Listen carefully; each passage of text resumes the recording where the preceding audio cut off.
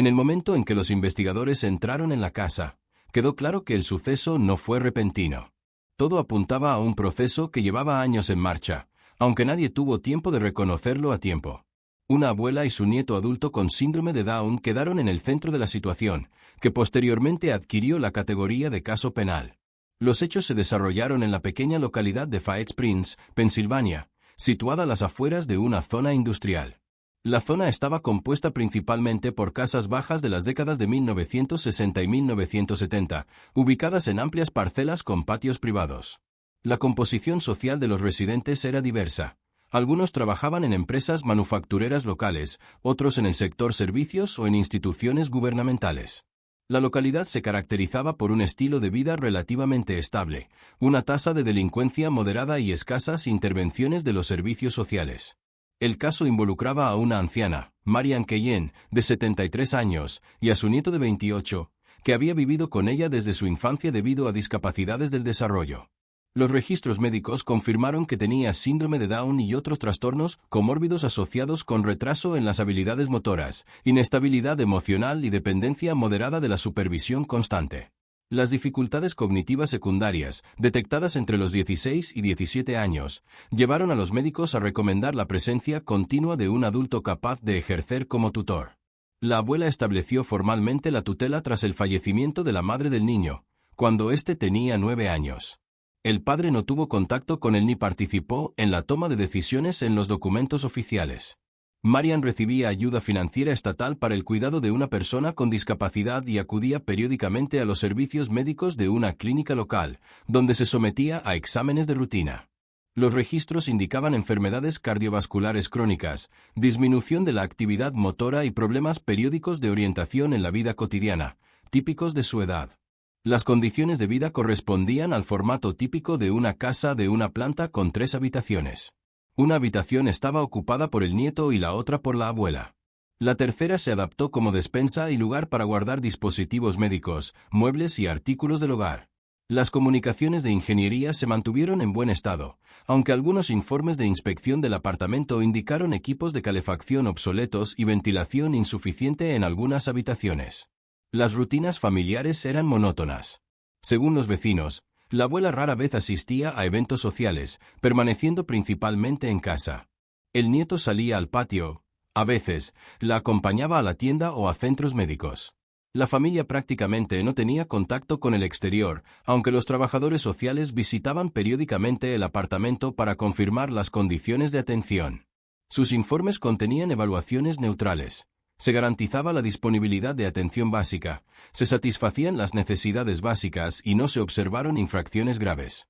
La relación entre la abuela y el nieto se evaluó como estrecha, lo que correspondía a los patrones de vida típicos de las personas con discapacidad intelectual en un entorno familiar.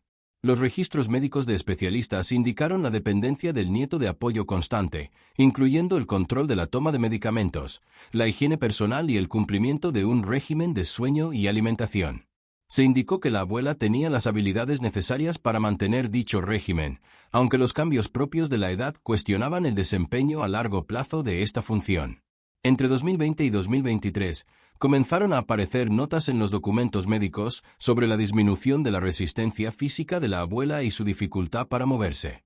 Simultáneamente, se registró su creciente agotamiento emocional, aunque la mujer rechazó formalmente cualquier ayuda externa. Tampoco utilizó los programas de guardería para personas con discapacidad que ofrece el Estado. La casa estaba ubicada en un terreno cercado con una malla metálica vieja. A lo largo de los años, la familia rara vez había renovado las estructuras exteriores, por lo que el terreno del patio presentaba indicios de abandono. Sin embargo, los inspectores sociales no registraron ninguna condición que representara una amenaza directa. Todas las comunicaciones básicas funcionaban y se confirmó la disponibilidad de alimentos y medicamentos en cada inspección. Al inicio de la investigación, no existían informes oficiales de conflictos, violencia u otros incidentes en esta familia. El archivo de llamadas a la policía solo contenía una mención de asistencia médica durante el mareo de la abuela, que no tuvo consecuencias posteriores. Todas las estructuras de contacto, médicos, trabajadores sociales, servicios de apoyo, calificaron la situación de estable, aunque separada de la vida social activa. Este conjunto de factores constituyó el contexto fáctico sobre el que posteriormente se formuló la causa penal. En esta etapa, todos los datos recabados solo indicaban un patrón normal de cuidado y convivencia en el hogar familiar, sin violaciones ni riesgos registrados. Las primeras señales registradas de cambios en la dinámica doméstica y social de la familia aparecieron aproximadamente 2 años antes del suceso. Durante este periodo, los servicios sociales comenzaron a notar un aumento en la irregularidad en las visitas a las revisiones programadas. Anteriormente, la abuela y su nieto adulto seguían un programa de consultas en una clínica local, donde se realizaban evaluaciones trimestrales de su estado general, se ajustaba el apoyo farmacológico y se recomendaban terapia conductual. A partir de mediados de 2022, algunas citas se perdieron sin previo aviso. Cuando los especialistas se pusieron en contacto con ella, la abuela lo atribuyó a dificultades temporales con el transporte o a su propio malestar. Los informes de los trabajadores sociales durante este periodo registraron una transición gradual de la familia hacia un mayor aislamiento del entorno externo. Si bien en años anteriores el nieto había visitado ocasionalmente un centro de apoyo local para personas con discapacidad intelectual, a principios de 2023 dejó de participar en estos programas. El personal del centro indicó que Marian había dejado de responder a las llamadas telefónicas y los intentos de volver a integrarlo fueron infructuosos. No se recibieron declaraciones de rechazo de los servicios, pero se interrumpió la interacción. Los documentos médicos también indicaban inestabilidad en la toma de medicamentos recetados. Los médicos observaron que, durante las revisiones de seguimiento, los niveles hormonales del nieto a veces se desviaban de la norma, lo que podría indicar una adherencia irregular al tratamiento.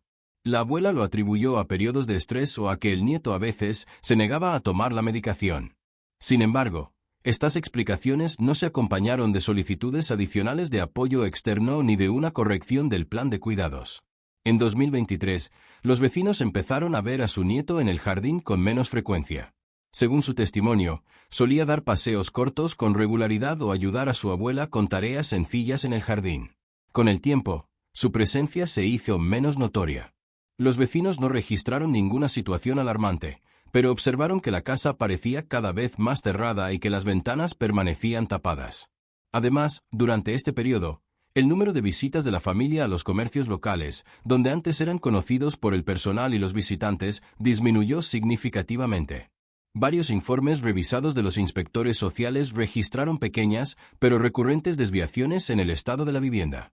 Estos incluían la acumulación de enseres domésticos en el pasillo, desorden temporal en la cocina, temperatura irregular en las habitaciones y la necesidad de limpieza adicional. Estos cambios no eran críticos ni justificaban una intervención de emergencia, pero diferían de las condiciones de vida previas, más estables, del apartamento. Al mismo tiempo, aparecieron notas en los documentos sobre diversas explicaciones para los cambios de comportamiento del nieto. Durante exámenes separados, mostró una actividad reducida y reaccionó con mayor lentitud de lo habitual. La abuela señaló que estos periodos se habían observado anteriormente y estaban asociados con enfermedades estacionales o fatiga. En otros casos, informó que su nieto no dormía bien, pero los profesionales médicos no habían recibido ninguna solicitud de pruebas adicionales que pudiera confirmar o refutar estas afirmaciones.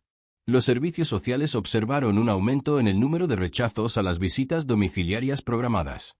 Marian había accedido previamente a las visitas, pero a lo largo de 2023, el número de aplazamientos y cancelaciones aumentó. Lo atribuyó a su propio bienestar o a la necesidad de cuidar a su nieto, que supuestamente necesitaba descansar. En varios casos, los trabajadores tuvieron que reprogramar las visitas, pero no se registraron los motivos de la inspección forzosa. Los registros también contenían menciones de cambios en los hábitos alimentarios de la familia. Durante las inspecciones de cocina, los trabajadores sociales observaron una variedad inusual de productos, principalmente alimentos enlatados y mezclas secas. Anteriormente, la familia consumía una dieta más variada, que incluía verduras frescas y productos cárnicos. Si bien la transición al almacenamiento de alimentos a largo plazo no constituyó una infracción, dio la impresión de que la abuela evitaba cada vez más salir de casa. En 2023 a 2024, se registró una disminución de la comunicación con los familiares. Los metadatos telefónicos obtenidos posteriormente durante la investigación indicaron que el número de llamadas a otros familiares, que ya era reducido, había disminuido a casi cero. Esto era coherente con una tendencia general al aislamiento, pero en ese momento no causó preocupación oficial. Todos estos datos indicaban una acumulación gradual de problemas en la vida cotidiana y el cuidado, pero ninguno de los servicios registró infracciones específicas que requirieran una respuesta inmediata. Los cambios se desarrollaron lentamente y parecieron ser una consecuencia de la edad de la abuela y su capacidad limitada para brindar cuidados estables a su nieto. En el periodo que precedió al evento, aproximadamente un año después, los cambios registrados en la familia se hicieron más notorios. Si bien ninguno de los factores individuales fue crítico, su combinación generó una tendencia constante hacia el empeoramiento de las condiciones de vida y la reducción del control sobre los procesos cotidianos. En los informes de los trabajadores sociales y los historiales médicos, comenzaron a aparecer anotaciones sobre el ritmo de vida familiar cada vez más irregular. Una de las señales clave de la escalada fue el creciente aislamiento del hogar. En 2024, la casa permaneció cerrada casi constantemente, y las ventanas no solo estaban cubiertas con cortinas, sino que rara vez se abrían, incluso en la temporada de calor. Los vecinos informaron de la ausencia de actividad doméstica normal en el patio. El nieto ya no era visto paseando, y la abuela salía al patio solo ocasionalmente, principalmente por la mañana. El contacto con los vecinos prácticamente cesó. Los documentos médicos registraron nuevas anomalías en el estado del nieto. Durante una de las revisiones realizadas, los médicos notaron pérdida de peso y reacciones inusuales a estímulos, lo que podría indicar una dieta inestable o un control de salud insuficiente. La abuela ofreció diferentes explicaciones. En algunos casos, mencionó dificultades para digerir los alimentos, y en otros, enfermedades virales recientes. Sin embargo, no se registraron pruebas documentales ni consultas adicionales. Durante el mismo periodo, se observó un aumento de los cambios en la casa. El trabajador social, que pudo acceder a la vivienda tras varias visitas aplazadas, observó en su informe la presencia de objetos desordenados en el pasillo y la sala de estar, lo que impedía el movimiento normal por las habitaciones. Se observó una gran cantidad de recipientes desordenados y platos usados en la cocina. En el dormitorio del nieto, se observó ropa de cama arrugada y falta de ropa de cambio, aunque en años anteriores se había mantenido mucho más ordenado. Se llamó la atención sobre la falta de reposición regular de medicamentos. Los datos de las transacciones de farmacia indicaron que la abuela compraba cada vez más los medicamentos recetados a su nieto, en particular aquellos que afectaban la estabilización de las reacciones conductuales y el equilibrio hormonal general. Anteriormente, la reposición se realizaba mensualmente sin demora, mientras que en los últimos meses, las compras se han vuelto irregulares y los intervalos entre ellas se han alargado. Los metadatos telefónicos registraron una disminución en las llamadas salientes a instituciones médicas y sociales. Si antes la abuela llamaba periódicamente para aclarar el horario de recepción o consultas, durante el último año estas llamadas prácticamente han desaparecido.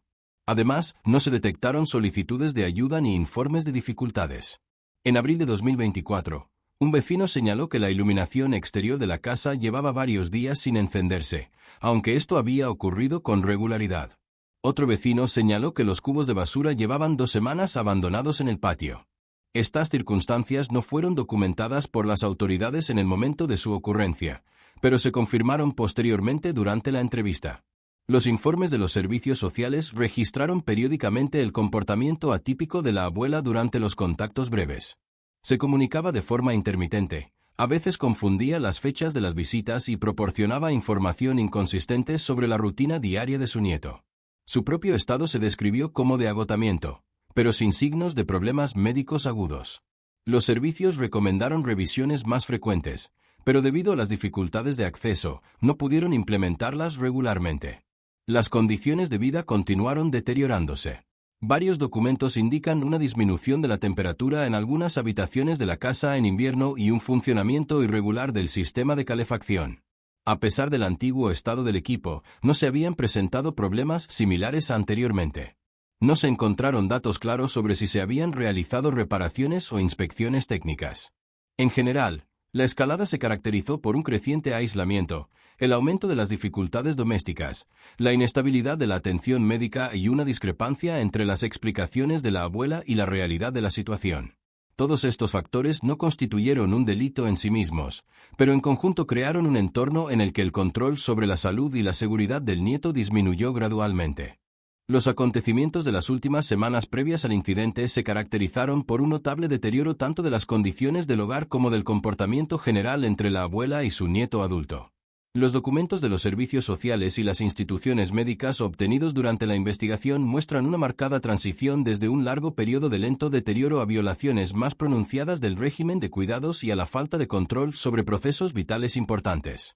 Según datos telefónicos, durante las 6 semanas previas al incidente, la abuela no realizó ni una sola llamada a instituciones médicas, farmacias ni servicios sociales. Anteriormente, estos contactos eran mínimos. Esto significó, en la práctica, un cese total de la comunicación externa, que no satisfacía las necesidades reales del cuidado de un nieto con enfermedades crónicas. Paralelamente, se produjo una drástica reducción de las transacciones en los comercios locales. Según los registros financieros, solo se registraron algunas compras de bienes duraderos, sin reposición de medicamentos ni productos esenciales. Las declaraciones de los vecinos, recibidas posteriormente, mencionaron la prolongada ausencia de movimiento en el patio. Las ventanas de la casa permanecían constantemente cerradas.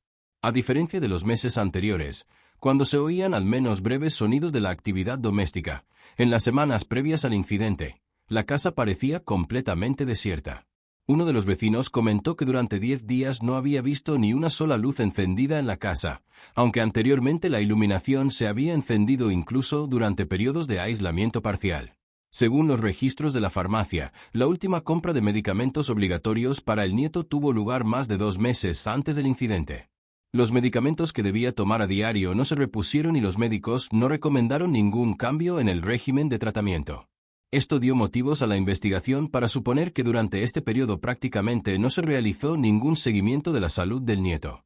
El informe de la trabajadora social, que intentó visitarla 2 semanas antes del incidente, indicó que la abuela no abrió la puerta, aunque se oía el tenue sonido del televisor en la casa.